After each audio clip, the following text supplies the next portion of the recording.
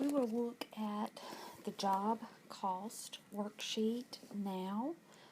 With the job cost worksheet, this is going to be looking at how to fill in a job cost sheet or a job cost report for each individual job.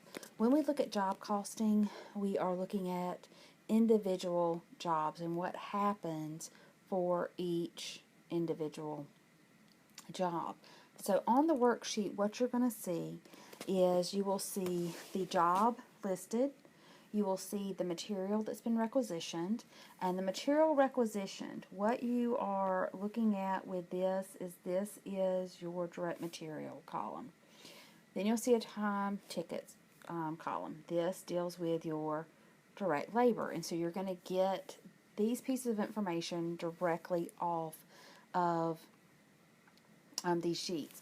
Then you'll also notice that it has a note on it that tells you about the manufacturing overhead and what manufacturing overhead is actually going to be. So what you will do for each job, you'll have a job cost sheet which will have direct material on it, and then it will have direct labor, manufacturing overhead, and you will total those items up. So if we look back, a job 101 material requisition would be $10,000. So we can come in and put the $10,000 under job 101. For job 102, it's $2,500. So go ahead, put $2,500. For job 103, the direct material is going to be at $21,000. For job 104, the direct material will be at $25,000. And then for job 105, the direct material is only at $1,000. So after we figure out what we have for materials requisition, we've already put all of these on that job cost sheets. We now are going to look at this information under the time tickets, and that's where the direct labor is going. So we will have $5,000 for job 101. For the second job, we have $2,000 for direct labor. We will have $10,000 for job 103.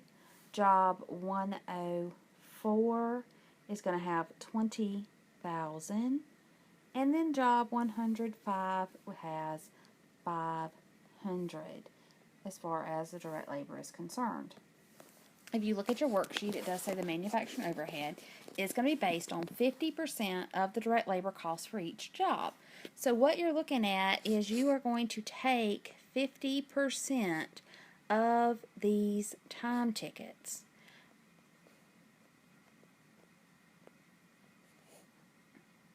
And so 50% of 5,000 is 2,500. 50% of 2,000 is 1,000.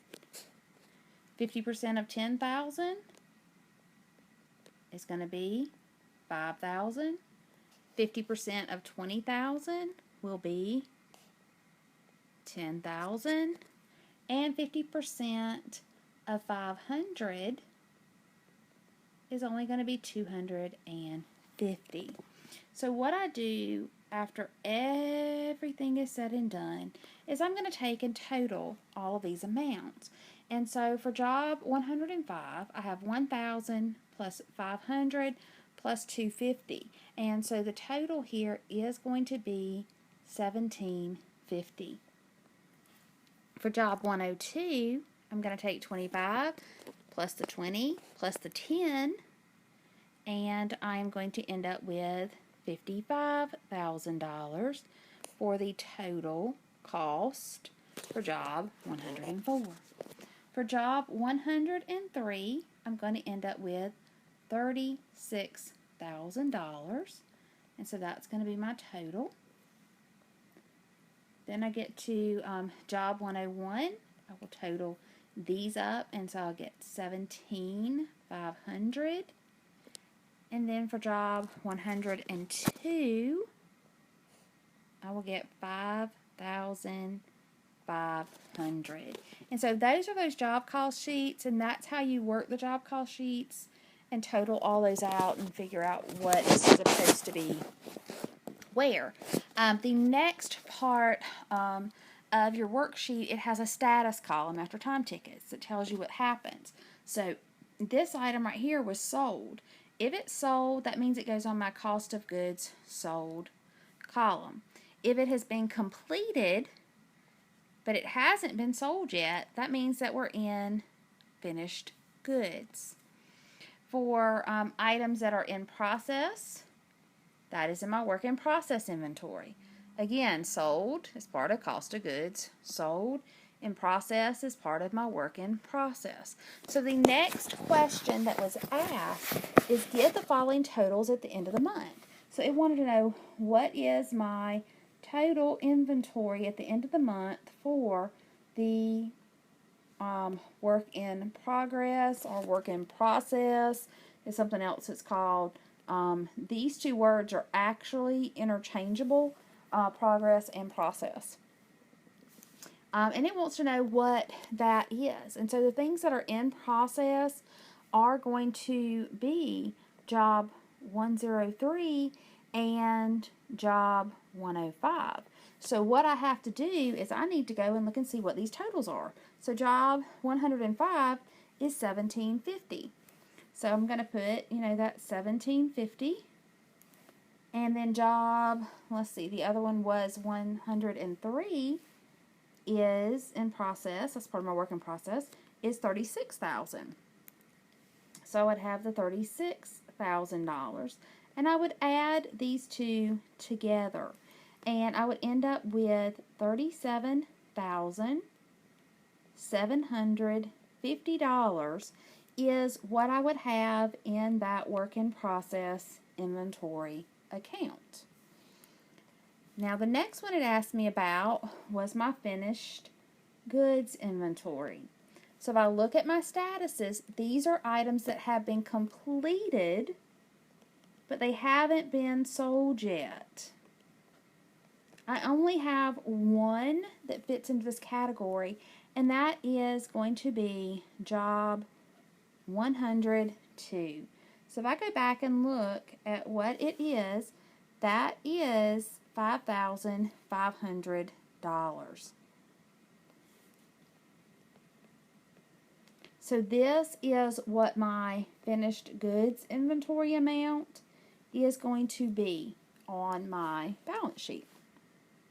And the last one that it looks at is that cost of goods sold. So these are those jobs that have been designated as completed and sold.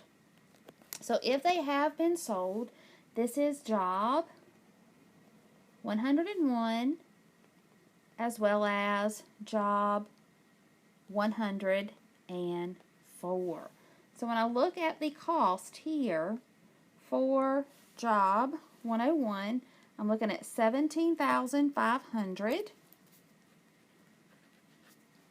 And I'm looking at what job 104, and that is at $55,000.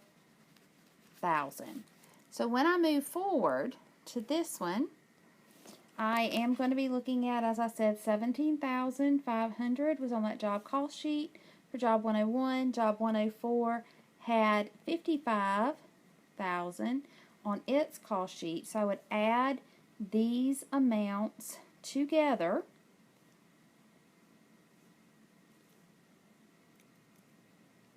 and I would get a total in that cost of goods sold expense account would be $72,500.